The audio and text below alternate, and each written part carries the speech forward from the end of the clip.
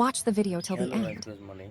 আজকে সকাল সকাল বেরিয়ে পড়লাম আমার নিজের গাড়ি নিয়ে, টোটো নিয়ে। তো দেখি কপালে কি আছে, স্ট্যান্ডে বসে আছি এখন। এটা 10টা বাজে গেছে, প্রায় 10টা হয়ে গেছে, পার হয়ে গেছে। এখন একটা মানুষ আসে নাই, গাড়ি অনেকগুলো এদিকে দাঁড়িয়ে আছে, বহুত দাঁড়িয়ে আছে। আমি 3 নম্বর স্ট্যান্ডে পড়লাম। 3 নম্বর, 2 নম্বর এখনো যায়নি, 1 নম্বরও যায়নি। দেখা যাক কপালে কি আজকে সব দেখাবো আপনাদেরকে। কত টাকা ইনকাম হয় আজকে দিনে, একটা টোটো দিয়ে একটা পরিবার চালাতে পারবে কি না সেটা বলবে। চলো দেখি। 5 কিলোমিটার গাড়ি চলাইছি, এখনো একটা মানুষও পাইলাম না,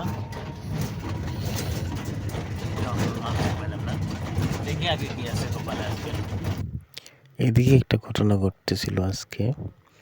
ঘটনা হলো, ট্রেন আসতেছে এদিকে, তারপরে ওই দেখেন একটা মানুষ আগ বাইরে যাইতেছে, কিন্তু ট্রেনে হুইসেল মারবে, তথাপিও সে এদিক সেদিক যায় না, এমন করতে হয় না।